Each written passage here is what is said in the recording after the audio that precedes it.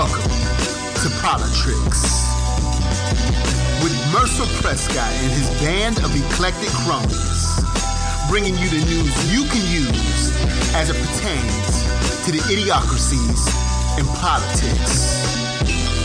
I don't care if you're Republican, Democratic, Libertarian, Independent. There's something you can get from this broadcast.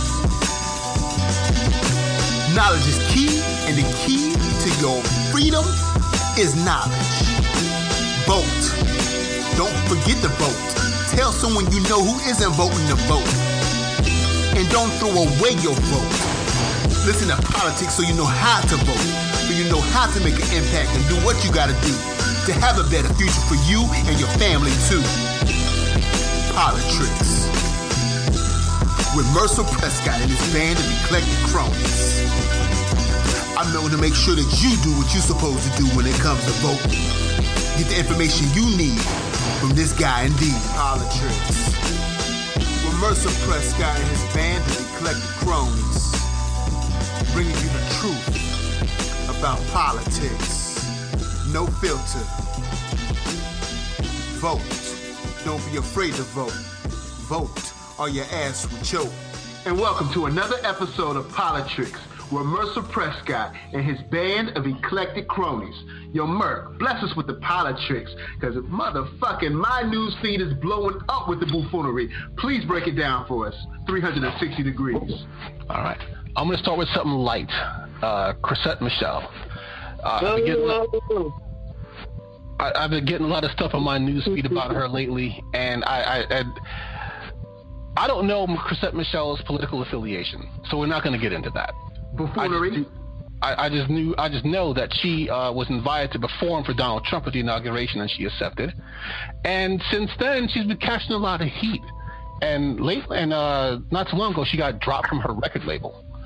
So of course she's blaming it on the fact that she performed for Trump, and that now everybody's hating on her because she did that. I'm going to go over something really quick with you guys, okay? All right.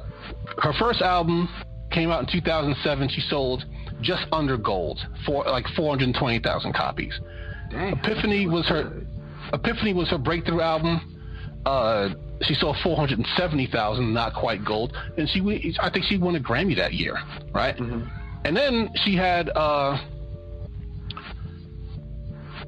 Let Freedom Reign, debuted number 25 on the charts. They didn't even write down how many copies she sold. And Better came out in 2013. She sold 130,000 copies.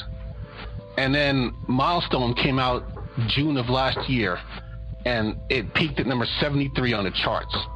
Now here's the thing, right? Everybody goes through this. So everybody, if you're an artist, you're going to have your peak, and then you're going to have your valley, right? Unless you're Jay-Z, who, like, every album Jay-Z is going platinum, and then every album except his first two has been a #1 album. So his success is just ridiculous. So Jay-Z is the outlier on that. But if you look at any other artist, right, they're going to have that maybe start a little slow, then they'll have that breakthrough album or two, and then they just dip, right? So if she was selling records like Jay-Z, right, and then she got dropped from her label, that would be something where it's like, oh, snap, but she's not selling records. She's just not selling records.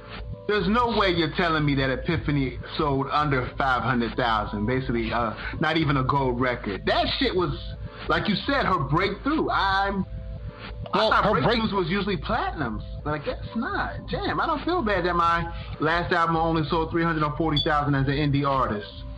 But still, though, she was signed to Def Jam. 340,000 as an indie artist is good. 400,000 at Def Jam is...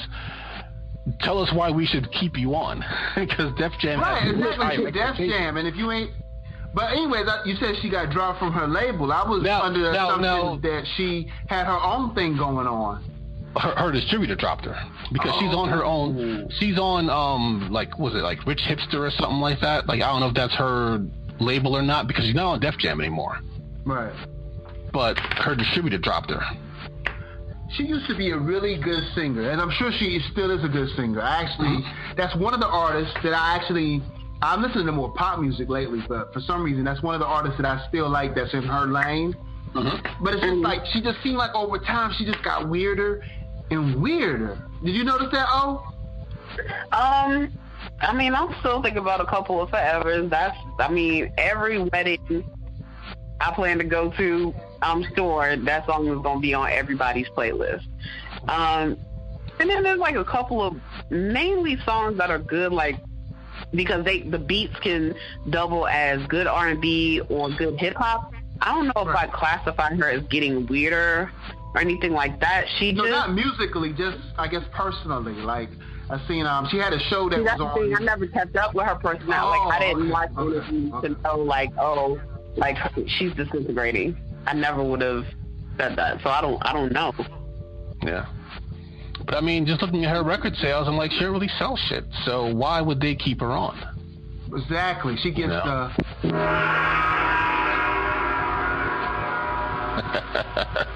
all she needs now is Sandman Sims just dance her off the stage. Oh, he is so sad. But the fact that she's blaming it on the fact that she did the inauguration, and don't get me wrong, she's catching a lot of heat for that, because nobody's feeling sorry for her at all for getting dropped from her label. I mean, or her distribution. But I think she's trying to take the easy way out and say, oh, well, it's just because of I performed for Trump, and not because, I couldn't sell 2 records right now if I pressed a double album. So I stole that from Eminem. But I don't like the whole I'm a victim now of something that just has these two things are mutually exclusive, if I'm using that term right. Because she dropped that album in June of 2016. She didn't perform for Trump until January 2017? Right. So It's not like, okay, she cut that album after she did the inauguration and then she got dropped. Nah, she did that album before that. So sorry, Chrissette, we're not buying your stupid horse shit. Make better music, or next time, just don't perform for Trump next time. Well, God forbid that there'll be a next time. Well, we'll see, because I told people that, you remember when we were on that radio show a couple of months ago? And I said that Trump is going to survive until his next term, or at least until the next election. You sure did. In fact, you even, at one point, you prophesized, you motherfucker, that he'll have 2 elections. Well, here's the thing. I don't want people to get too happy over the indictments for Paul Manafort and for his partner, Rick Gates, right? Don't get too happy yet, because you have to remember something. To have that level of collusion, you have to be highly intelligent. Trump is not that smart. So everyone around him is going to go down. But Trump's not going to go down. He's going to be like the Forrest Gump of the White House.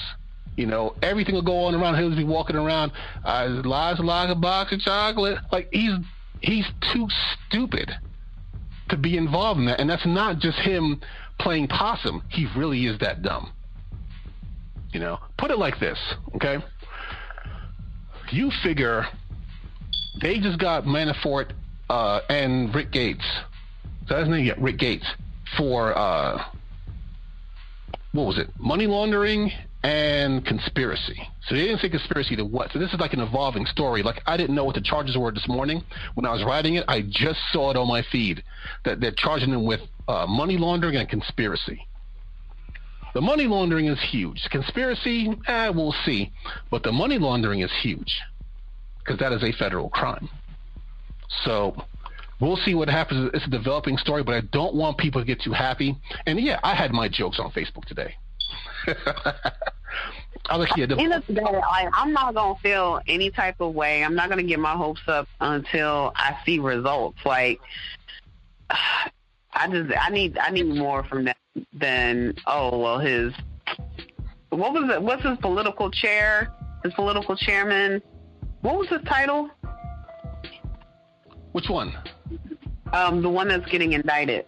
Oh, he was his campaign manager. Campaign manager. Yeah, I need more than that, because even so, you still have to prove that you would still have to prove that he did it with the green light from 45. Right. And that motherfucker stay dodging the truth. So, pardon me. And look at it like this. Someone made a point. They didn't get the first round of indictments in Watergate did not involve Nixon. It was quite a while before they got Nixon. Okay? Someone like Paul Manafort, put it like this. Manafort getting indicted is not surprising to me because they've been looking at Manafort for months. Matter of fact, they had a warrant. They were getting stuff from his house because they were afraid he was going to try and destroy evidence. So they got a warrant and just started taking files and stuff like that from his house. So he knew this was coming, right? If you look at Paul Manafort, does Paul Manafort look like the type of guy who can fight off being raped in prison? No, he does not. Does he look like the type of guy who's even in a country club prison is going to last that long? No. He's like 64, he's 65, 66 years old. Even in the country club prison, he won't last. These people be killing themselves. Like people like that, they kill themselves. You know, I was going to joke about that a little bit, but I was like, that's horrible. Especially with it's not like I'm listening. I'm just saying, historically speaking, yeah, we all see what happened during the Depression. All right, white people are not built for that. They're not survivalists. They'll kill themselves before anything. You say something that is way, they're gonna kill themselves. He's lucky they're not in the mafia. Because I remember, you ever watch was it not good? Yeah, it was Goodfellas, where they were the mob with the mob dons were talking about whether they should kill one of their underlings or not because they were on trial. And it all came down to, why take a chance? So if you find Paul Manafort dead in his car or in a bathtub, with his wrist sliced open, he didn't commit suicide. They murdered him. But then again, Manafort is just the first rung on the ladder. Okay? My thing is this, okay? Remember one thing. It's the perfect storm here where the Republicans, I should say, are going to make it out. Because, number one, the Republicans, they're spineless, gutless worms. So unless even if they found the P-tape, they're not going to go against Trump because Trump's their guy. Everybody was talking about how Jeff Flake and the other guy was like, yeah, they're heroes because they came out and spoke against Trump. And then guess what? When they were voting for that horrible budget, they both voted with Trump. There are no heroes in the Republican Party. Yeah, they may do one thing good, maybe by accident sometimes, or they may do it for the wrong reasons because it's not harsh enough, like in the case of Rand Paul. But there's no heroes over there. They're going to toe the party line every single time. And the Democrats, here's what's going to happen, okay? They're going to lose in 2018. They're going to lose in 2020. And I know, Blue, I know you hate to hear me talk that way, right? All that bullshit Tom Perez is doing, it's not going to help, right? True. I mean, I agree. I hate to agree, but I feel you. It pains me to feel you, but I feel you. Trump is going to survive, but he is not going to survive unharmed. A lot of people in this cabinet are going to go down, all the ones that haven't already quit or been fired, right? At least one of his kids are going to jail. Probably Don Jr., right? More than likely Kushner, but probably Don Jr., right? You figure Trump will run again in 2020. Democrats are going to screw Bernie Sanders again and run Kamala Harris. And if Trump doesn't make the Republican nomination, whatever knuckle-dragging mouth breather makes it out of the clown college of the RNC will just win, and we'll be right back to where we started. Because I know it's depressing talk for a Monday, but you have to, I don't want to steal people's joy because those indictments, for my liberal friends on Facebook, that's bringing a lot of joy. That made their day. That's like going to work and just finding a hot cup of Starbucks on your desk already. That was like what the indictments were like. It was almost like when they caught Bin Laden. I was moonwalking when Obama came up there walking like George Jefferson up to that podium to announce Bin Laden. Yeah, I was moonwalking. I can't do a moonwalk. I think I stubbed one of my toes, but I was doing it. That's how it was this morning for my liberal friends when those indictments started coming down, because they want this nightmare to be over. but don't get too happy, because Trump is going to Matrix out of this, not because he's Neo, but because he's Forrest Gump. You know, idiot savant. I got it. Yeah, he's just gonna no. He's not an idiot savant. He's just idiot savants are smart. They just don't really have that many socials. Well, then again, that is Trump too, because he also doesn't have any social skills. How you gonna tell a little girl? Yeah, I think. Well, yeah. He was this nation. We'll see. Whatever. I mean, Trump Wake is me up when basically the trial was happening. Yeah, but Trump is basically the worst human being that hasn't committed genocide, and he's our president. So people want this nightmare to be over, but don't get too happy, because I don't want people to be disappointed when Trump makes it to 2020. You know. But Blue, before I move on, Blue, Odie, what do you think? Do you think that I'm being too pessimistic, or do you think that he could actually get impeached beforehand, before 2020? I don't think America's going to allow him to be impeached, because much like the theme of Saturday's show on 360 Degrees, white privilege. Yeah, I mean, they didn't get Clinton. Nixon had it too, though, but, you know, Nixon had it too. Well, Nixon, white privilege is more pronounced. White privilege is more pronounced today than it's ever been, in my opinion. Yeah. And Nixon didn't even go to impeachment, because basically he just resigned before that, because they told him, look, they told him, you don't have, like, you're not going to have the votes to survive impeachment, and I'm not voting for you. So he just resigned before he could be impeached. Yeah. So, and you know, they tried to impeach Bill Clinton on some bullshit. You know what? When Patton Oswalt was talking about George Bush and all the stuff that he did, and he was talking about, well, if the standard for impeachment was getting a blowjob or covering up a burglary, if that's your standard for impeachment, George Bush should have been executed for lying to go to war. So what do you think would happen to Trump? You know, if that was a standard. You know, I was gonna say I hope Trump never finds out. I do kind of want to find out. You know, like just do it the Bing Crosby way. Just do it with a bag of oranges, so it doesn't leave any marks. That's so horrible. I take that back. I'm sorry. Poor Bing Crosby's kids. They took a lot of beatings. But yeah. Yeah, he was kind of vicious. Nice voice though. Well, for the youngins listening, the only reason I'm familiar with Bing Crosby and what he was capable of is because of an episode, like a reference on the Golden Girls. Sophia made a comment about wishing that she had married Bing Crosby when she had the opportunity to. And someone asked her, well, why? Is it because he's such a strict disciplinarian? And she was like, no, because then I'd be rich. I'd be like a rich widow living in my own condo instead of having to listen to my daughter talk shit, basically. Of course, I didn't understand the reference. I was like, who the hell is Bing Crosby? And I remember looking that up and seeing he used to beat the shit out of his kids. But yeah. Yeah, we're not talking West Indian beatings. We're talking like you should be in prison beatings. But right. Now I'll tell you who took Saturday. We talked about Whitefish Electric, right? And just for, you know, with all this other stuff going on, now Whitefish is being investigated by the FBI, right? So, small recap on Whitefish Electric. They are a two-man operation out of Whitefish, Montana. I found out that Whitefish is the name of the town in Montana, right? They are directly connected to Ryan Zinke, who was the Secretary of the Interior, right?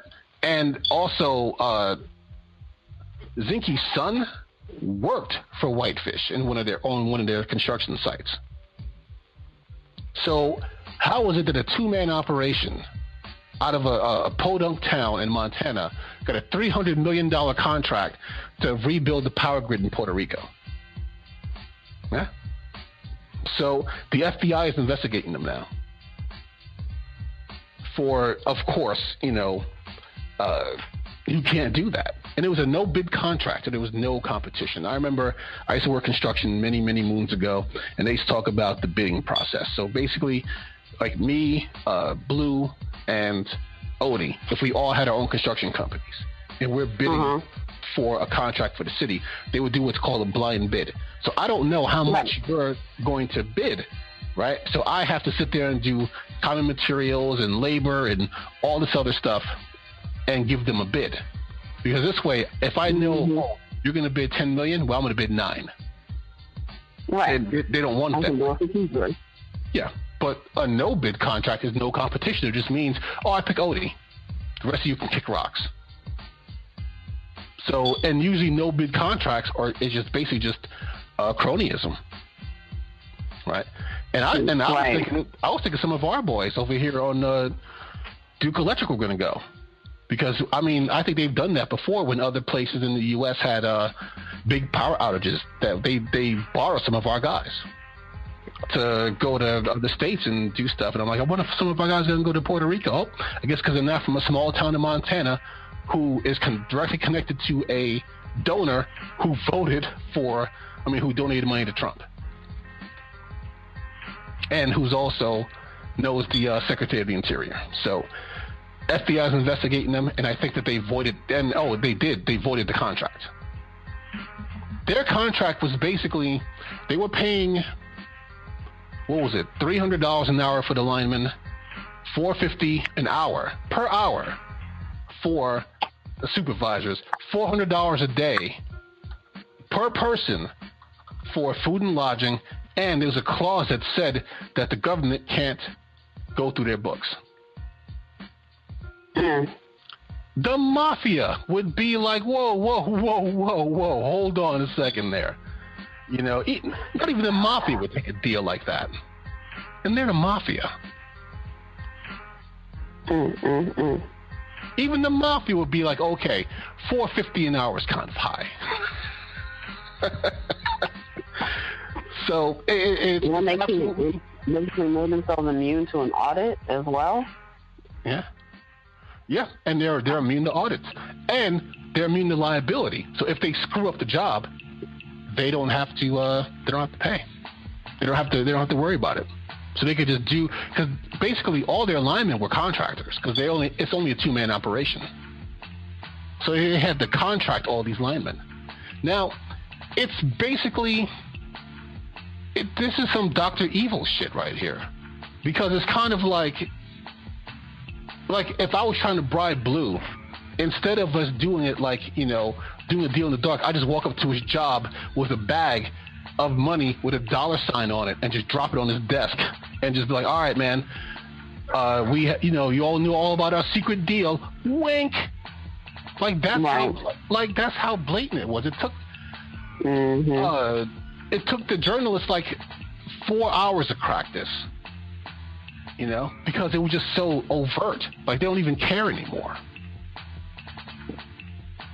And of course, who's suffering for this? People of Puerto Rico, who most of them still don't have electricity. So, interestingly enough, one of my line sisters, who is she's a pharmacist, and she actually just posted something. Her status says something to the effect of, y'all have no idea how many medical products her produced in Puerto Rico. And she was just like, shit is about to get real. Basically, 45 calls themselves blocking the blessings for the people of Puerto Rico, but it's literally blocking our own blessings. Because not to mention, it's Puerto Rico's a U.S. territory, so it's already blocking them. But right, but you have to remember that Trump has no awareness of anything unless someone tells it to him. So he doesn't look at the long view. He doesn't see the world beyond his next tweet. Okay, because he's a goddamn moron.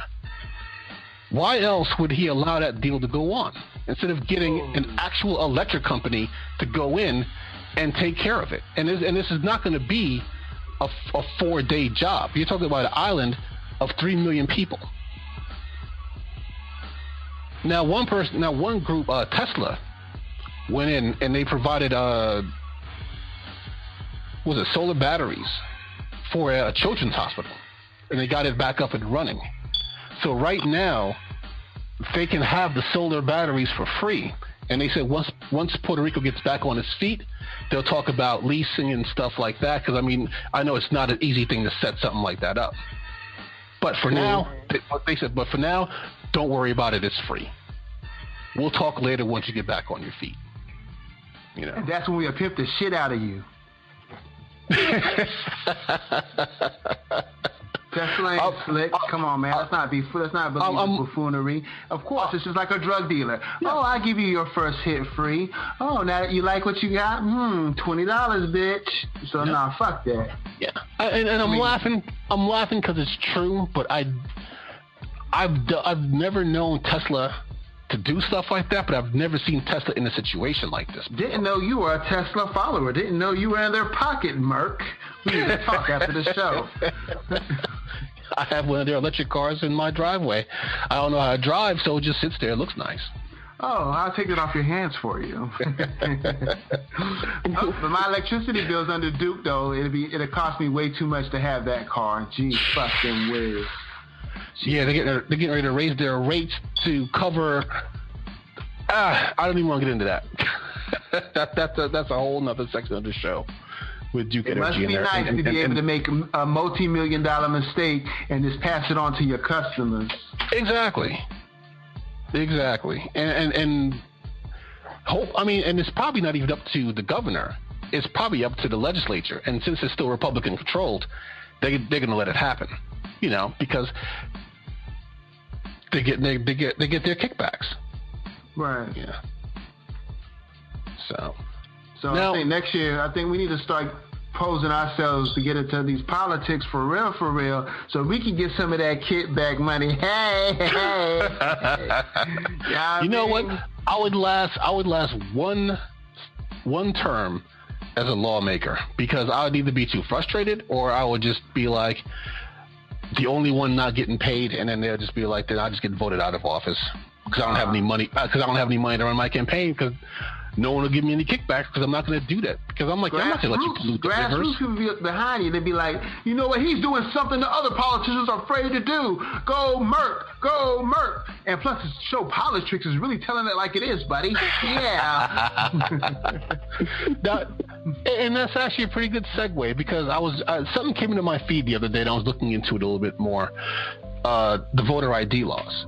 Now, I noticed when I went to go vote a couple weeks ago, they had a big sign on the table that says that you do not need your ID to vote, right?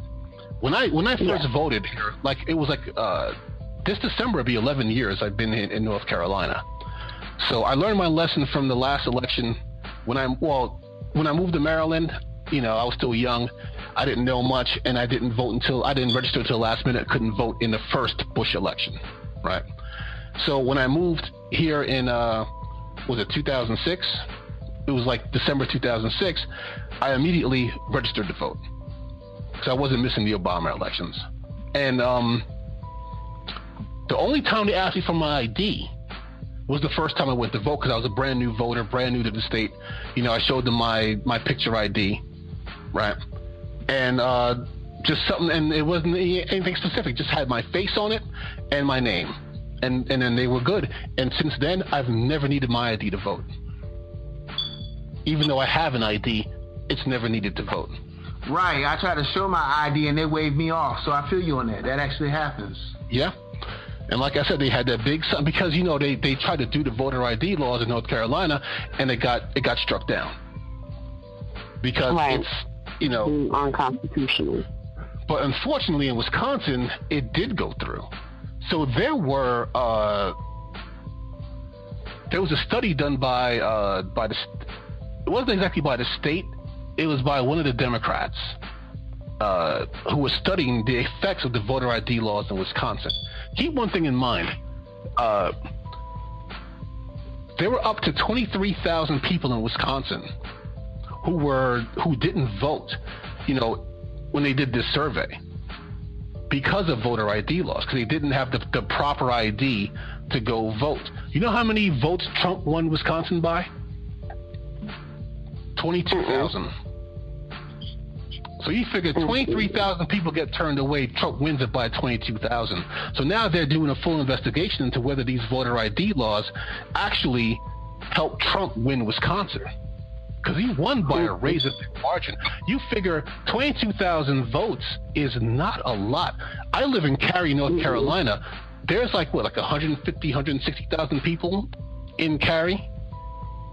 Even my hometown of Freeport is 40,000 people, and it's considered to be a very small town. It's 40,000 people. So 22,000 votes is not a lot of votes to win by. You figure Obama, in the previous election, Obama won Wisconsin by 7 percentage points.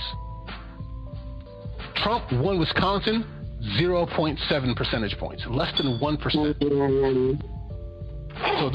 So those voter ID laws, and that's why they're really studying it, because it affects African Americans, minorities in general, and low-income people. So it's between the gerrymandering,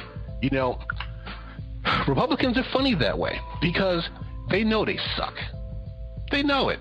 So if they trick you and get in the office, they figure, well, now I'm here to stay. They're like a tick on the dog's ear, They're not going without a fight. If they do, they're taking some skin with it. So and the funny thing is, redrawing the maps in North Carolina, right? You're allowed to redraw maps on political lines, just not on racial lines. So that's why the maps in North Carolina had to get struck down, because they took all the black folks and put them in 1 or 2 districts. So that it's you figure they did the same thing in Pennsylvania, and Trump won Pennsylvania. Now here's the thing: there is absolutely no proof that voter ID laws helped win Pennsylvania. So I'm not even going to go there. I don't have any proof, any correlation. I don't even know, because I know in a lot of states they were struck down, just not in Wisconsin. So I may be totally off. But I remember at one point Pennsylvania had them, because one of their congressmen were so happy about it, he was actually bragging that, and he literally said that the voter ID laws was sent there to help Mitt Romney win. This was back in 2012. That they were doing voter ID laws to help Mitt Romney win. Because Pennsylvania has a lot of electoral votes. Even Wisconsin is 10 points. That's a lot of points. I mean, you figure California's 55. Texas, I forget how many there are. They're second. No. The 4 biggest states: California, Texas, Florida, and New York. You figure, I think New York is 29, California's 55. Texas and Florida somewhere in the middle as far as their electoral votes. And Florida goes kind of back and forth. Texas is solid red. California and New York is solid blue. So you figure out of the 325 electoral votes you need to get, you figure almost 80 of them are already locked to Democrats, because they always win New York and they always win California. So every state counts, especially in the North, because you have a lot of states that are still worth like 10, 12 electoral college points. So if Hillary had won Wisconsin, would she have won the election? No. But just the fact that those voter ID laws are having such a negative effect on voting altogether, because you're not supposed to... It's obviously affecting, too, it's not affecting just the national level, it's affecting the local levels, too. Yeah, exactly. And just the fact that more of these red states, or even more of these Republican legislatures, are trying to push that voter ID law just tells you something. Because they know that I mean, you figure somebody like Mitch McConnell, his folks in Kentucky are brainwashed. So they're going to vote for him over and over and over again. As soon as Allison Grimes wouldn't even admit that she even knew Obama, they were like, she lost. You know, you figure they did a poll on the Democrats, and they said that more than 50% of those Democrats, they want them to go more left. You know, there's that whole big strife within the Democratic Party, not in the Republicans. They will keep, in those red states, they don't need voter ID laws in Alabama because they're always going to vote red, always going to vote Republican. That's never going to change. But in swing states like Wisconsin, yeah, they need that there because they need every edge they can get. So, only saving grace is that Ruth Bader Ginsburg said that she's going to stay on for as long as she can. That's my hero right there. I love Ruth Bader Ginsburg. Because she's like, because she didn't say this part, but she's like, no way. She probably would already, like, if she could poison Neil Gorsuch and get away with it, I'm pretty sure she would. But she doesn't want to be replaced by another Neil Gorsuch or by Judge Judy or whatever, Judge Joe Brown or whatever other TV judge that Trump sees that he thinks will be on the Supreme Court. Maybe Kid Rock will get on the Supreme Court. I don't know. You never know with Trump. He thinks TV is real. So, but that voter ID law, it's a dangerous thing, you know. And we see the effects that it had in Wisconsin, and I'm pretty sure that Republicans are already noting that change, and they're already starting their plans. But hopefully there's enough of the Voting Rights Act left after it got gutted to prevent these things from happening. So we'll see what happens. But before I go on to the next subject, I just want to throw something real quick out there that was in my news feed. Houston Texans. There was one guy who wouldn't kneel, but almost the whole team kneeled in their game yesterday because their owner came out of his face and said, oh, yeah, you know, we don't want the inmates running the asylum. What? You just called your team inmates at such a delicate time? Yeah.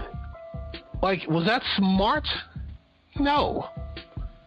And his whole team just in almost solidarity. I mean, they were all locking arms, but I guess the one guy just wouldn't kneel. But but everybody else kneeled. Rest of the team kneeled. You figure NFL is, I forget the percentage. I think NBA is like 70% African American. Yeah, definitely. I think it's way more black in the NBA, but percentage-wise, but yeah. I mean, it's still probably more than half. Yeah. You won't see that in baseball. There's not enough African Americans in baseball to see something like that. And besides, their owners are a little bit more liberal.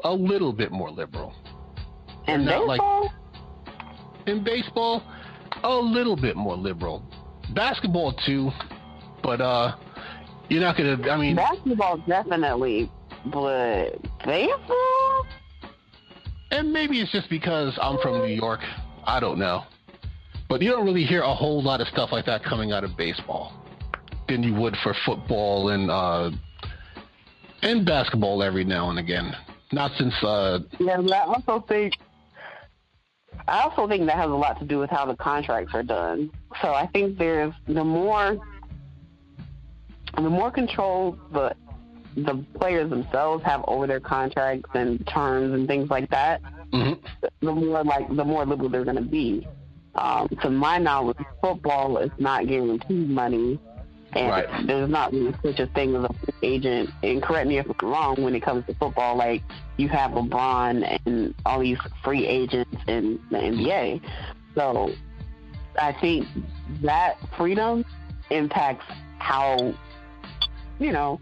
free they can be with their political stance, social political stance. And they do have agents and stuff like that in football, but just not the guaranteed money. And I know I'm taking a sharp left here, but when you had, like, back in the 90s, in the early 2000s, when you had the whole war between wrestling, between WWE and WCW, right?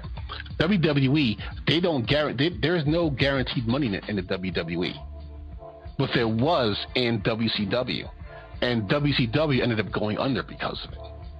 Because they actually had two guys, Scott Hall and Kevin Nash, in their contract. I don't know who the hell. I guess they were up smoking crack one night, like, hey, we should sign this contract where me and Kevin become the highest paid people in WCW, and if someone comes in and makes more money, you have to bump our contract to be higher paid than them. That's not me exaggerating. That was their contract. So they would bring in people like Dennis Rodman and Jay Leno, because when they would make that money, then they would bump up their contracts as well. And then they wonder why the company went under. You know, NFL, I understand in a way why they don't give guaranteed money, because there's only 17 games in the season. It's only 17 weeks in the season. 16, you know, you get 16 games in the bye week, and then the playoffs, and that's it. Baseball, they play 162 games every season. So even if they don't fill the stands in every game, they're still making a lot of money because there's 162 games. Basketball and hockey is 82 games. So, you know, they make most of that revenue not just from ads, but from people showing up to games. So, in a way I understand, but then but like you said, it also affects, you know, what they can and can't say, because there's no guaranteed money. Now, I will say that Colin Kaepernick is suing the NFL for colluding to collusion. I did hear about that. So we'll see how that goes. But I just thought I saw that picture on my feed this afternoon, and I was just like, I knew that was going to happen. I don't have cable, so I don't, you know. And even if I had cable, I wouldn't watch the games anyway. Boycott. And I just need to let you guys know, both of my fantasy teams are in last place, because that's not an excuse. Because put it like this, I didn't have cable last year, and in one of my leagues I won the whole thing, and the other one I came in like 8th place. So my team just sucks this year. That's all that is. But you know, but I just thought that was interesting. Go ahead. No, I was just gonna say, you could just be like me and just watch the Super Bowl. I'm not even. Oh God, I'm definitely not watching the Super Bowl. Fuck them. And they got Justin Timberlake to do it, because Jay-Z backed out. I knew Jay-Z said no, but I thought they were gonna get the Who to do it again. I was like, yeah, the Who was awesome like 40 years ago. Like, Jesus Christ, I'm surprised one of them didn't break their hip out there. But they put on a good show, so I can't really rag on them that much. But yeah, I guess people saw what happened to Chrissette Michelle. They weren't trying to go near the Super Bowl. They were like, oh hell no, I need my career. These mansion bills don't pay themselves. But I will say one thing, right? Blue, Odie, have you ever been on an internet argument, right? About anything, right? And then someone, to try and change the subject, they come out and they say, well, what about black on black crime? Yeah, that's what I do. And I get that a lot, you know. Anytime there's and it's always usually about the same thing. And this story is basically that thing. And I saw this dude saying it, Sebastian Gorka. And I'm going to tell you right now, Sebastian is not a bad name unless your last name is Gorka. So if your name's Sebastian Johnson or Sebastian Papadopoulos or whatever it is, you're fine. But if your name's Sebastian Gorka, it's a stupid name. So for all the Sebastian Gorkas out there, besides the one who I'm about to talk about now, your name is stupid. There, I said it. You're welcome. But Sebastian Gorka was on TV. Now, he used to work for the White House. That was Trump's guy, right next to Steve Bannon. He loved him some Sebastian Gorka. Sebastian Gorka is he's not as racist as Steve Bannon is, but he is definitely a racist, right? So they want to talk about Las Vegas, right? So what did Gorka do? He says, oh, well, we shouldn't legislate over an outlier, right? The real problem is black on black crime, and he didn't even call us African Americans. He called us black Africans. I'm not making that up. Watch it on YouTube. It's absolutely hilarious. And then the people who were interviewing him, they were like, you meant African Americans, right? And he was literally like, yeah, that's what I said. But he called us black Africans. Now, if he was from like Holland or France or someplace where you see a lot of white Africans and you want to make that distinction that it's black Africans as opposed to white Africans, I'll give you that. But no, that's not Sebastian Gorka. I guess he just figured that just saying the N-word would just be too harsh for national television, so he just called us black Africans instead. I'm surprised he didn't call us black bastards. Like that was his whole tone. So now I know where they're getting this from. All the trolls who are online who just say, oh yeah, well what about black on black crime? Yeah. Sorry, that's incorrect. Oh, why is that incorrect? Because the argument for black on black crime is valid, considering we're such a small percentage. It's deflective. Huh? What you say? It's deflective. You sound like Kevin Spacey talking about, oh yeah, I don't recall raping that kid, but if I did, then it's because I'm gay. What? Okay, then. Because all gays are rapists now, I guess. Thanks, Kevin. Okay, I'll give you that. I mean, see, now you're deflecting because that's you taking it there. But we always want to point the finger. When are we going to take responsibility for our own community? Remember one thing, okay? Black on black crime. So the amount of African Americans who are killed by other African Americans is like 87%, right? The amount of white people who kill other white people is 81%. So why do you think that is? It's because blacks and whites tend to live in areas with other blacks and whites. So blacks tend to live together, whites tend to live together. Most people are murdered by people that they know. So the outlier is, now granted, in a way, what happened in Vegas is an outlier. But the fact that there's a lot of mass shootings is not an outlier. Because we've had more mass shootings in this country than we've had days so far this year. I think a mass shooting is over 6 people getting shot or something like that. I have to look it up again. I don't want to tell lies. But it's more than a certain number of people getting shot at once is called a mass shooting. And we've had more of a lot of mass shootings so far this year. And there's still, 2 months left? So we can break some records here. Well, we get mass shootings over on the south side of Chicago every other day, homie. And that's what he was trying to point to. Like, yeah, well, look what's happening in Chicago. Taking away, and what he wanted to do was steer the conversation away from Vegas. Because if you kept talking about Vegas, what you'd eventually come up to is gun control.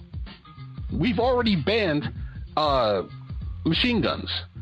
Back in '86, they banned machine guns, right? Assault rifles are next. Because you figure in all these big shootings, right? Newtown, the Aurora movie theater, Las Vegas, they were all done with assault rifles. And with stuff, at least in the case of Vegas, they used that bump stock to turn that semi-automatic into an automatic. So even if he didn't have those bump stocks, he had like 50 rifles. So a lot of people were going to die anyway. Maybe a few less, if he didn't have the bump stocks, but a lot of people were going to die. But the thing is, instead of sticking on subject, he just turned it, what about black on black crime? The problem is, black on black crime is, for lack of a better term, it's just, I don't want to say marginalized, that's not the right word. But the thing is, white on white crime, no one ever calls it white on white crime, they just call it crime. So black on black crime. Then what about rape? What about? I mean, like people are victimized every day in this country. All we want people to do is be accountable. That's it. There you go. You figure in Australia, it's about accountability. Like, you can spout violence all day, but those people are held accountable for their crimes. At the end of the day, I want everybody, regardless of position, the whole country lost their mind when we demanded accountability.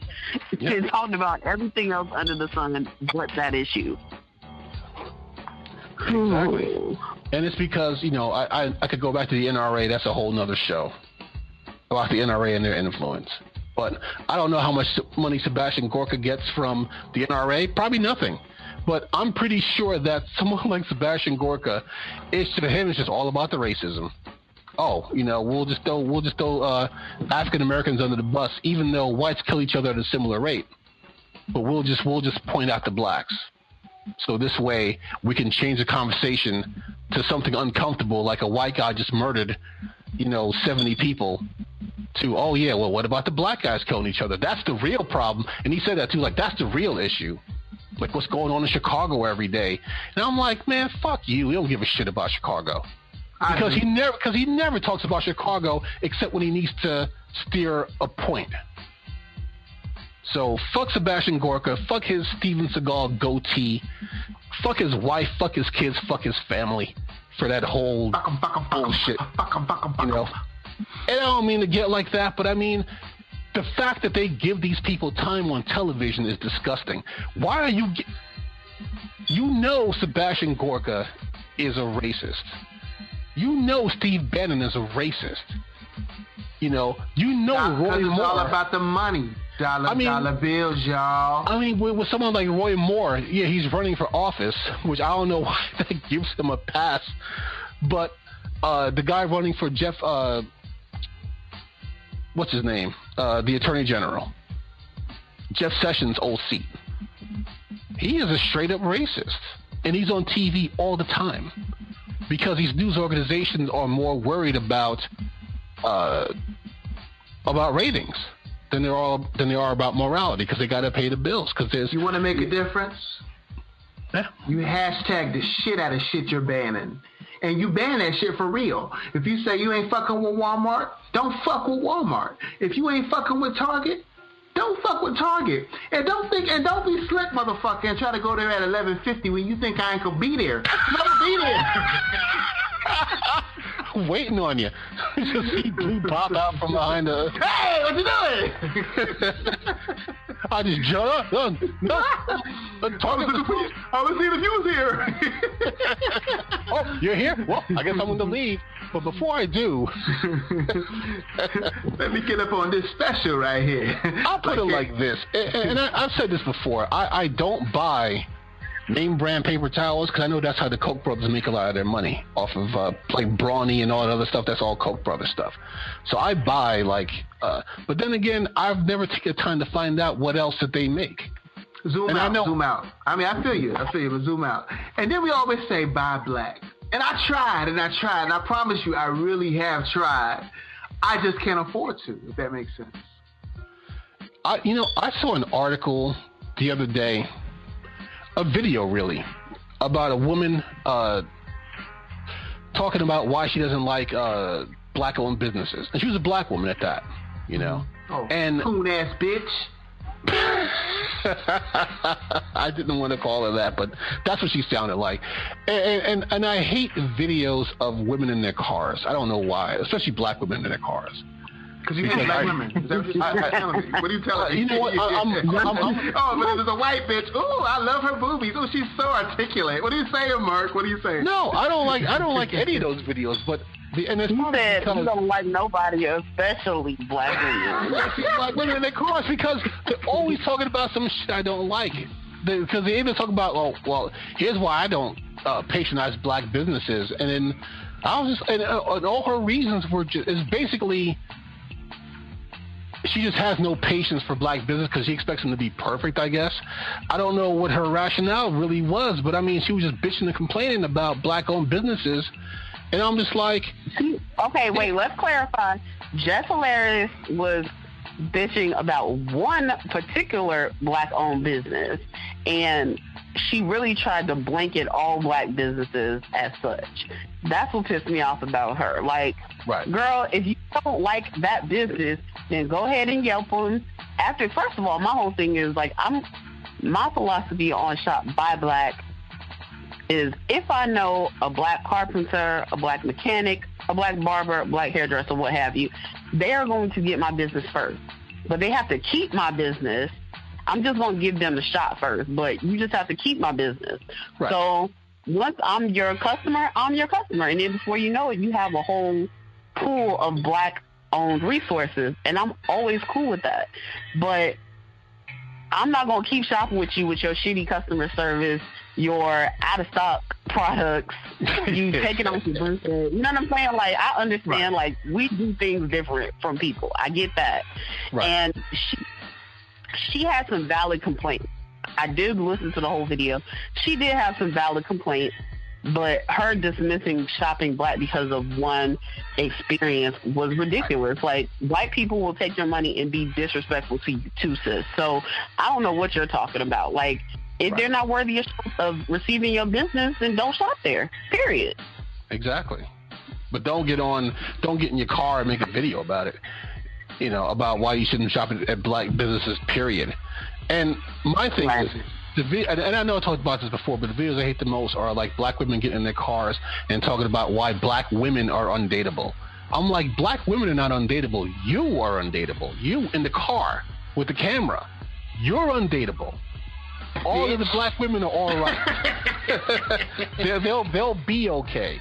You are not okay, so turn the video off and go to charm school or whatever the fuck you need to do to get a man to stay with you, because you sit in your car making videos, and I swear to God, if you see one in the panel, there's like 9 more of just women in cars complaining about shit. Like, don't. At least Michael Rappaport is hilarious when he does it. Okay, so first of all, I'm generally not a fan of men speaking to women about how women should be. Just because I feel like first of all, again, we can't paint with a broad brush. Like, we don't. Right. But I do find that there's one. I don't know what to call these people. I wouldn't call them experts, but there's this one guy out there, Jackson, something Jackson, and he sits in his car quite a bit. Now every time I'm sitting in that car, I'm always going to think about what you said. But anyway, he sits in his car, and he basically gives secrets, quote unquote, kind of like give secrets about what men are thinking and why they won't date you or why they won't go forward in a relationship. And basically, like, why you should leave your man if he's doing this, and this, or whatever. Mm-hmm. And kind of like how Steve Harvey started when he did Think Like a Man, except he does it way better because he goes into a lot more detail. He doesn't give, like, very thinly veiled, shallow advice. He really goes into detail about why certain things don't make sense when you're in a relationship. Right. In any case, but I don't know if you've ever checked that guy out, but I think you should. I think he has a lot of valid feedback on all types of topics. Send me a link when you get a chance. And, okay, and on that note, before we close, I will say that I don't like those videos either of men in cars, like you mentioned about, like, talking about women, and especially when they talk about dating sites and they're trying to, when they give a reason why they think black women are undateable, and I'm just like, don't do that.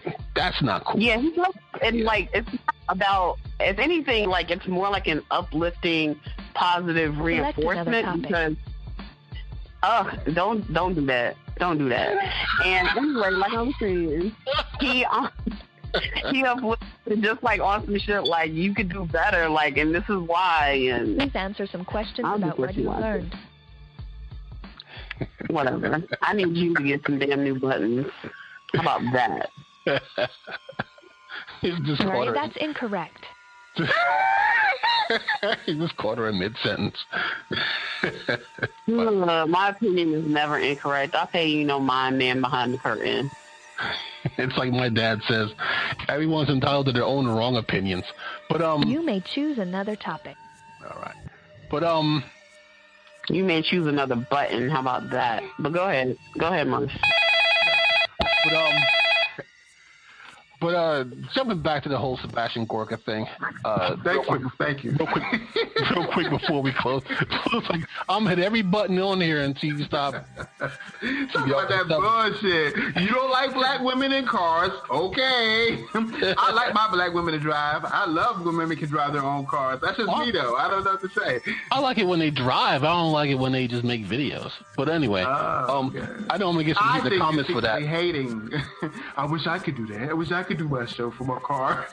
Look, I wish I could drive. But yo, that's funny. Them bitches do be on some hating shit. I mean, I ain't gonna lie though. For some reason, I'm actually drawn. I watch that shit. And when I get unlimited data on my phone, I'm gonna be watching that shit a whole lot more. But that's just me, you know what I'm saying? But going back to the Gorka thing real quick before we close, I wondered, I kind of knew that they weren't getting this stuff on their own.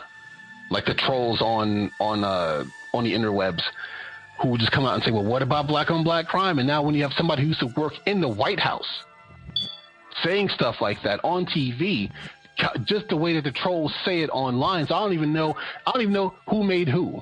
If Gorka got it from the trolls, or if the trolls got it from Gorka, but it just all makes sense now. But the thing is, it's what they do when they don't want to stay on topic, when they know that the topic is out of their depth or something that they don't want to talk about. Like in this case, a man killing 69 people with a machine gun. And because they know if they stay on that topic, like I said before, what's going to happen is they're going to start talking about more gun legislation, more gun control. He called that an outlier. You know how many mass shootings we've had in this country so far? To call that an outlier is an absolute falsehood. But the problem is that no one ever challenges them on that thing. Did you guys see that interview with Donald Trump and Lou Dobbs? Lou Dobbs. No. What did he say? What was it? It wasn't she wasn't a black woman in a car. She wasn't a black woman in the car, but you know what? She may as well have been. Oh shit, that motherfucker went there. No, he may as well have been. And now I'm getting real trouble. Put it like this: if Donald Trump and Lou Dobbs were in a car, Donald Trump would have got his dick sucked. That's how much Lou Dobbs was just sucking his balls out there. But if his dick is anything like his little bitty baby hands, I don't know if she could reach it with her lips. And you know what? Lou Dobbs couldn't get away with it because his lips would be all orange. Anyways, we don't ever say his name. We say Trumpageddon or Trumpet, okay? My bad. But the thing is, the interview was just he was just tossing softballs at him the entire time. So just like the whole thing with Gorka, it's like they never challenged him, and then they end up getting off subject. You know? And this gun control is something that we need. When Australia did their big gun control measure, and they had a conservative in office when they did that, right? That was not Australia's first mass shooting. Australia had a lot of mass shootings. It's just that one was the worst. And I think like 30 people died in that thing. And they were like, you know what? Enough. Enough is enough. So now Australia is always like top 10 in lowest gun deaths. I already talked about Japan and their strict gun laws, but they're always like, you know, when we talk about gun deaths per 100,000, they're always like less than 1%. You know, because like they do it in numbers. It's always less than 1. So you know, like people have like I think U.S. is like 10 or 12 gun deaths per 100,000. Some places like Honduras are like 50 or 60, or even Jamaica is really high. But you figure the U.S. is 10 or 12, so they figure, okay, well, that's good compared to places like Honduras and Jamaica. But all these other countries are like either at 1 or 2 or less than that per 100,000 because of their gun laws. So it does work. It's just that there's too much money tied into it. So I don't know how much money Gorka gets from from the NRA, if he's getting a cut at all, or if he's just doing it for free out of the goodness of his heart, or if he just saw an opportunity to smear black people and just took it. Either which way, he was wrong for doing that, and the people who interviewed him were wrong for not holding him to task. Jake Tapper would have called for a commercial break, come out from behind that microphone, and punch Gorka right in his mouth. But that's why he doesn't go on Jake Tapper's show, because he doesn't want to get punched in the mouth. So that's just me. But all right. Did you guys have any? Before we close out the show, what are you guys' final thoughts? Don't be like Kevin Spacey or Blue by deflecting. Stay on the matter at hand and be prepared to defend your thoughts. Yeah. I don't believe this motherfucker threw my name in the mix. The one time I have final thoughts, you made it in there. You're welcome. Oh my goodness, right. I think you was prepping for that. Ooh, I finally get to say some shit about Blue. Motherfucker, you. All right. My final thought is don't be like Odie and be late to the party.